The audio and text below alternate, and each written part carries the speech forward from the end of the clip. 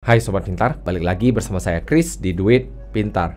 Di episode sebelumnya kita sudah bahas mengenai perpajakan atas kripto secara umum. Kita juga udah bahas mengenai pajak untuk swap dan juga apa itu swap sendiri.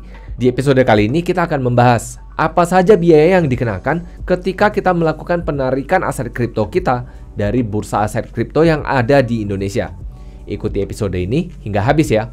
Episode hari ini disponsori oleh rekeningku, Indonesia Cryptocurrency Marketplace. Link pendaftarannya di kolom deskripsi ya.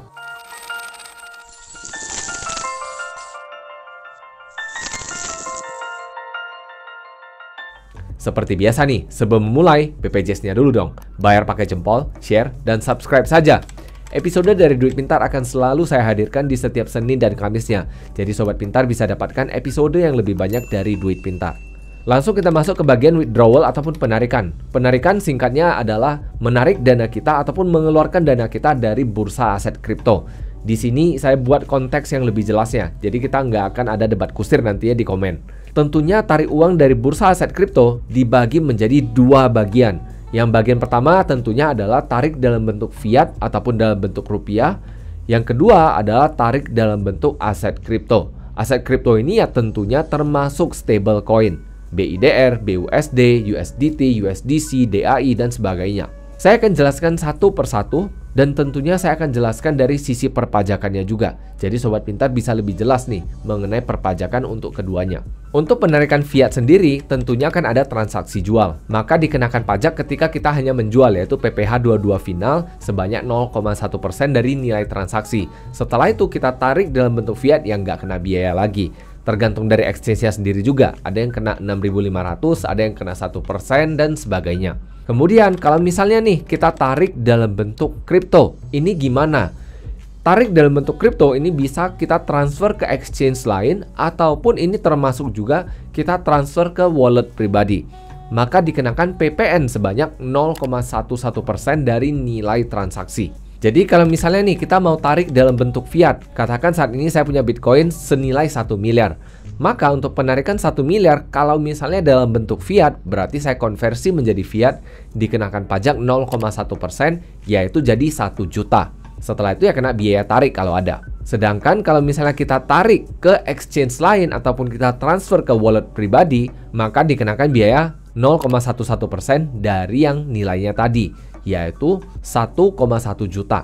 Dan kalau misalnya nanti jual, maka ketika kita tarik ke exchange kita kembali, kemudian kita jual, kena lagi biaya 0,1%. Makanya di episode sebelumnya ketika bahas wallet pribadi, saya ada bahas mengenai biaya ini juga harus kita pikirkan. Jangan serta-merta hanya tarik saja, lupa bahwa ada biaya-biaya ini juga. Maka kalau memang mau tarik ya sekali tarik banyak, jadi biayanya nggak terlalu banyak. Walaupun kalau untuk pajak, ini pajaknya ya tetap kena gitu loh. Mau besar mau kecil ya tetap kena.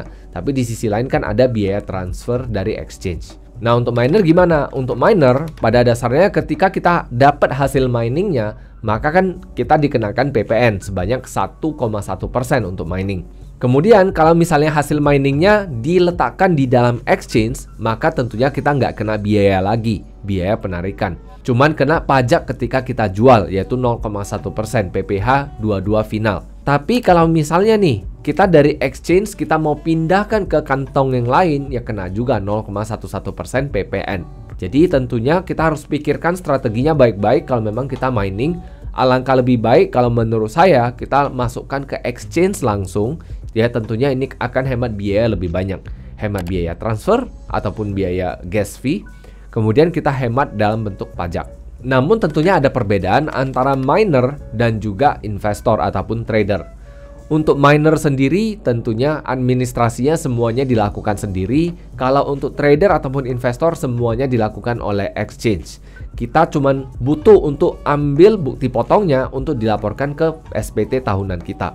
Tentunya semuanya ini dilakukan oleh pihak perpajakan agar lebih mudah melacak arus dana kita, lebih mudah melihat penghasilan kita, dan tentunya lebih mengetahui arus keluar masuk uang kita. Ya ini kan ada baik dan ada nggak baiknya tentunya. Ya baik tentunya dengan kita bayar pajak ini bisa membantu membangun negara. Walaupun saya akui bahwa banyak sekali dana kita yang diselewengkan.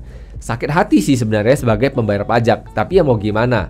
Kita kan nggak bisa kendalikan itu. Yang bisa kita lakukan sebagai masyarakat, ya kita lebih kritis saja. Kalau memang ada yang nggak beres, ya udah dilaporkan. Kalau kita sebagai orang yang bayar aja kita nggak mau tanggap, ya mau gimana, kan susah juga. Jadi untuk menyimpulkan episode hari ini, untuk penarikan ada 2 jenis, tarik dalam bentuk fiat atau tarik dalam bentuk kripto.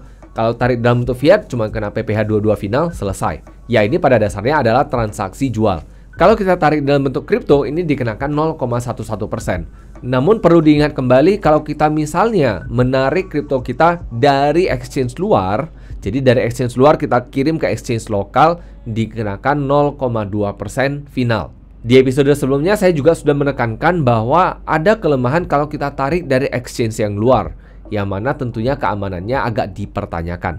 Tentunya untuk miner, perpajakannya juga dikenakan hal yang sama, yaitu kalau misalnya dia tarik hasil miningnya dalam bentuk kripto ke exchange lain, maka dikenakan 0,11% PPN. Kalau misalnya dia tarik dalam bentuk fiat di exchange lokal, dikenakan 0,1% dan 0,2% untuk dari exchange yang luar. Untuk administrasinya, kalau investor dan trader diurus oleh exchange, kalau untuk miner silakan urus sendiri. Jadi itu saja episode hari ini. Terima kasih sudah menyimak. See you in the next episode and bye-bye.